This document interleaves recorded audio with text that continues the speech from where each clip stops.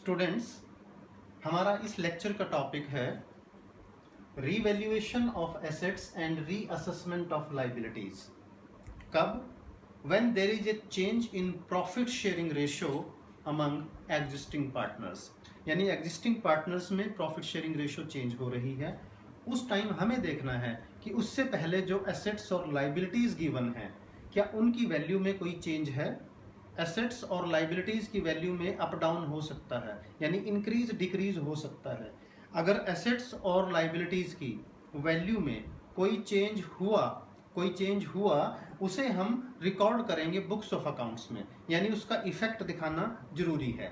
अब इसके दो केसेस हैं और वो डिपेंड करते हैं कि पार्टनर्स उन केसेस को कैसे फॉलो करना चाहते हैं। केस नंबर 1 जो पार्टनर्स अडॉप्ट करते हैं कई बार, देखिए, when revised values of assets and liabilities are recorded in the books of the firm, यानी पार्टनर्स चाहते हैं कि प्रॉफिट शेयरिंग रेशियो चेंज होने के बाद जिस एसेट की वैल्यू जो चेंज हो गई उसको चेंज्ड वैल्यू पे दिखाओ, यानी अगर वैल्यू इंक्रीज हो गई तो बढ़ाकर दिखाओ, डिक्रीज हो गई तो घटाकर दिखाओ उसी हिसाब से। इसी तरह लाइबिलिटीज का इंक्रीज्ड डिक्रीज्ड यानी चेंज्ड वैल्यूज को बैलेंस शीट में दिखाना है after change in profit sharing ratio. इस केस में हमें क्या करना होगा?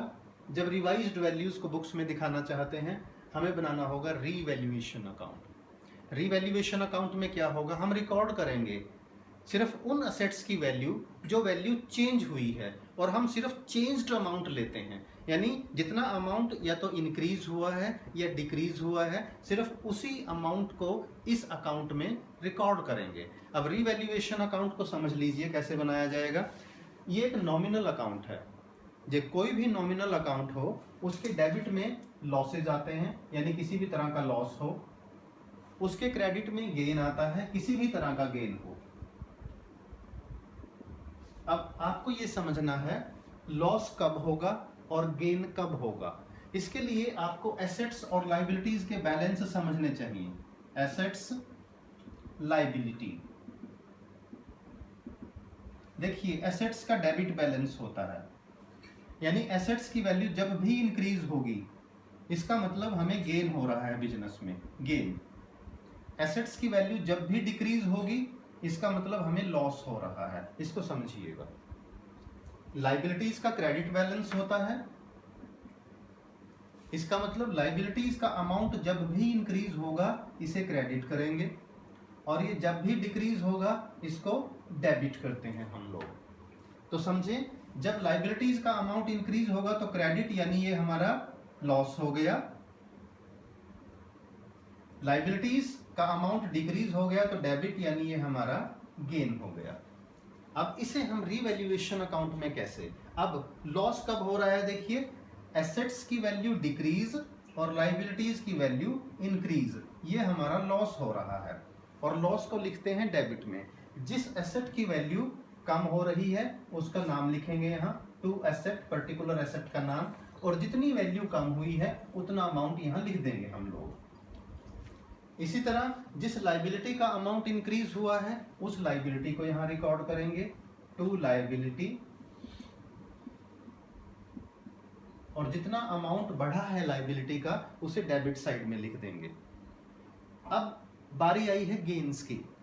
गेन कब होगा, यानी प्रॉफिट कब होगा? देखिए, एसेट्स की वैल्यू इंक्रीज होने से और लाइबिलिटी की वैल्यू डिक्रीज होने से हमें गेन होगा। तो एसेट्स की वैल्यू इंक्रीज हो रही है, क्रेडिट में लिखेंगे। जिस एसेट की वैल्यू इंक्रीज हुई है उसका नाम लिखेंगे और उसका अमाउंट लिख दिया जाएगा। इसी तरह जिस लाइबिलिटी की वैल्यू डिक्रीज हुई है उसे लाइबिलिटी के नाम से यहां लिखेंगे। बाय लाइबिलिटी उस पर्टिकुलर लाइबिलिटी का नाम आ जाएगा। वो क्रेडिटर भी हो सकते हैं, वो बीबी भी यहाँ आ जाएगा। और ये लाइबिलिटी डिक्रीज हुई है और जितना अमाउंट बढ़ा या घटा है सिर्फ उतना अमाउंट ही यहाँ आएगा। तो ये तो था एसेट्स और लाइबिलिटी जो बैलेंस शीट में गिवन है। दो केस हमारे और हो सकते हैं इसमें। वो केस क्या है? अनरिकॉर्डेड। अनरिकॉर्डेड का मतलब जो पहले से बुक्स में रिकॉर्डेड नहीं है। अनरिकॉर्डेड हमारी एसेट्स भी हो सकती हैं और हमारी लाइबिलिटीज भी हो सकती हैं। अनरिकॉर्डेड अगर एसेट है तो इसे गेन माना जाएगा, इट इज अ गेन। और अगर अनरिकॉर्डेड लाइबिलिटी है यानी हमें ज्यादा पैसा देना पड़ेगा तो ये हमारा लॉस होगा। कहने का मतलब अनरिकॉर्डेड लाइबिलिटी डेबिट में आएगी, unrecorded liability unrecorded asset credit में,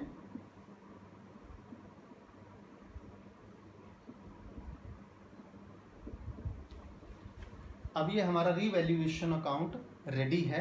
हमें देखना है कि इस पे प्रॉफिट हुआ या लॉस हुआ। मैंने अभी बताया था ये नॉमिनल अकाउंट है, डेबिट रिप्रेजेंट करता है लॉसेस को और क्रेडिट जो है गेन को। हम एज्यूम करके चल रहे हैं कि क्रेडिट साइड हमारी ज़्यादा है, यानी इसमें revaluation of assets and reassessment of liabilities पे हमें प्रॉफिट हुआ तो इसे लिखेंगे टू प्रॉफिट ट्रांसफर्ड टू जो भी पार्टनर्स हैं, मान लो ए और बी पार्टनर्स हैं, उनमें प्रॉफिट शेयरिंग रेशियो में ये प्रॉफिट डिवाइड हो जाएगा in profit ratio, profit sharing ratio. और अगर लॉस हो तो रिवर्स हो जाएगा। तो ये क्या केस था देखिए, मैं दोबारा बता दूं आपको। दिस इज केस 1, जब रिवाइज्ड वैल्यूज एसेट्स और लाइबिलिटीज को, रिवाइज्ड वैल्यूज इनकी पार्टनर्स चाहते हैं कि प्रॉफिट शेयरिंग रेशियो चेंज होने के बाद नई फर्म की बैलेंस शीट में दिखाया जाए, यानी एसेट्स और लाइबिलिटीज को रिवाइज्ड वैल्यूज में, तो हमें रिवैल्यूएशन अकाउंट बनाना होगा और इसके प्रॉफिट को या लॉस को पार्टनर्स के कैपिटल अकाउंट में ट्रांसफर करेंगे। अगर प्रॉफिट ट्रांसफर करने की आपको जर्नल एंट्री देखनी है तो जर्नल एंट्री हो जाएगी, देखिए रिवैल्यूएशन अकाउंट डेबिट, हम ये प्रॉफिट ट्रांसफर कर रहे हैं to A's capital account to B's capital account. Partners capital account credit होंगे और रीवैल्यूएशन अकाउंट डेबिट हो जाएगा ओल्ड प्रॉफिट शेयरिंग रेशियो में। तो ये कौन सा केस था, जब रिवाइज्ड वैल्यूज पे एसेट्स और लाइबिलिटीज को दिखाना है। अब केस नंबर 2 पे आ जाइए। केस नंबर 2 क्या है, पार्टनर्स कहते हैं कि जब हम प्रॉफिट शेयरिंग रेशियो में चेंज के बाद फर्म की बैलेंस शीट बनाएंगे, उसमें एसेट्स और लाइबिलिटीज को उसी वैल्यू पे दिखाना था जिस वैल्यू पे वो ऑलरेडी बैलेंस शीट में गिवन है। यानी एसेट्स और लाइबिलिटीज की रिवाइज्ड वैल्यूज नहीं दिखानी है, बल्कि एसेट्स और लाइबिलिटीज को उनकी ओल्ड वैल्यू पर ही दिखाना है। लेकिन चेंज तो हुआ है, किसमें चेंज हुआ, एसेट्स और लाइबिलिटीज की वैल्यू में। तो क्या करें, इस केस में हम एसेट्स और लाइबिलिटीज की वैल्यू में जो चेंज हुआ है उसका सिर्फ प्रॉफिट या लॉस, यानी उसे नेट इफेक्ट बोलेंगे, वो कैलकुलेट करेंगे। यानी हमारा केस नंबर 2 क्या है, देखिए case number 2, when revised values of assets and liabilities are not to be recorded,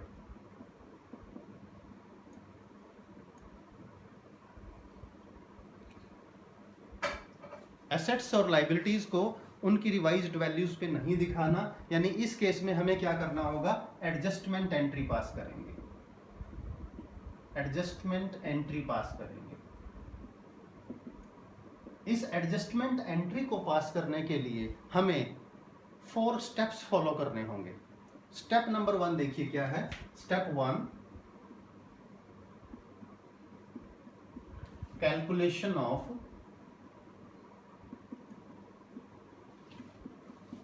net effect of revaluation, यानी एसेट्स और लाइबिलिटीज की वैल्यू में चेंज होने से नेट इफेक्ट क्या हुआ, प्रॉफिट आया या लॉस आया।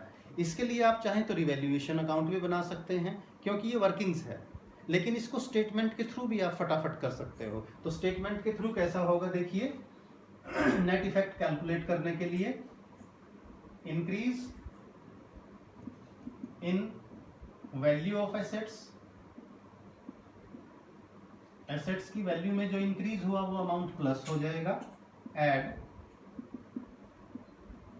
डिक्रीज इन लाइबिलिटीज, लाइबिलिटीज की वैल्यू जितनी डिक्रीज हुई वो प्लस हो जाएगा, कोई अनरिकॉर्डेड एसेट हो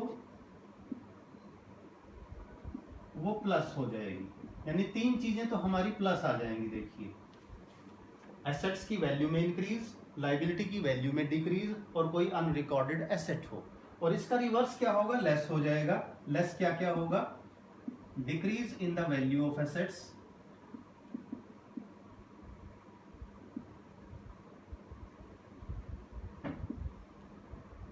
ये माइनस हो जाएगा। इसी तरह increase in liabilities,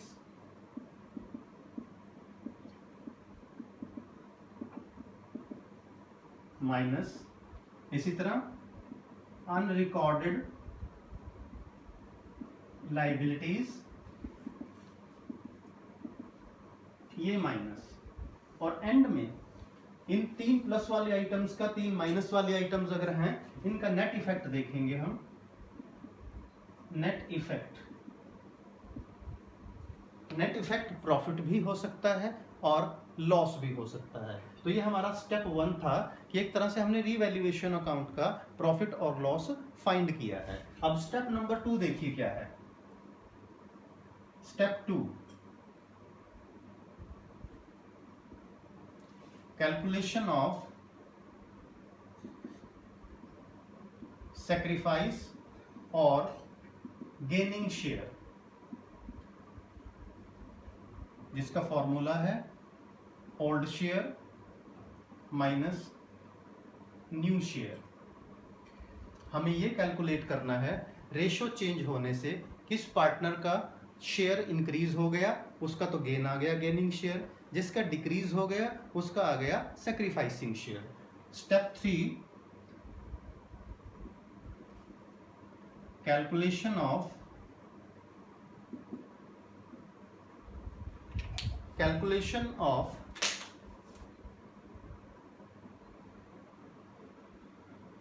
proportionate amount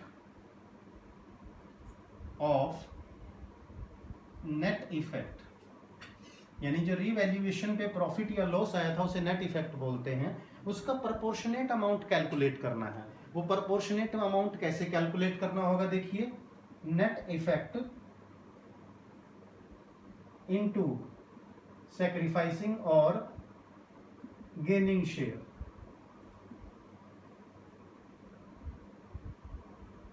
net effect into sacrificing और गेनिंग शेयर। देखिए सैक्रिफाइसिंग शेयर जो सैक्रिफाइस करता है, सैक्रिफाइसिंग पार्टनर, उसे हम लोग अगर प्रॉफिट हो तो क्रेडिट करते हैं और उसका शेयर कैलकुलेट होगा net effect multiplied by sacrificing share. और जो गेनिंग पार्टनर है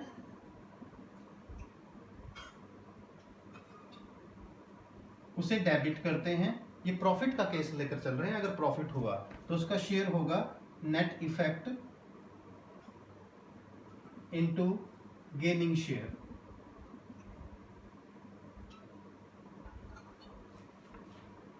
तो थर्ड स्टेप में हमने क्या कैलकुलेट किया, सैक्रिफाइसिंग शेयर और गेनिंग शेयर को नेट इफेक्ट से मल्टीप्लाई करके ये कैलकुलेट किया कि किस पार्टनर को कितने अमाउंट से डेबिट करना है और कितने से क्रेडिट करना है। अब step number 4, journal entry. Step 4, journal entry. In case of profit, जब रीवैल्यूएशन पे प्रॉफिट हो, लॉस की एंट्री रिवर्स हो जाएगी। देखिए जर्नल एंट्री होगी गेनिंग पार्टनर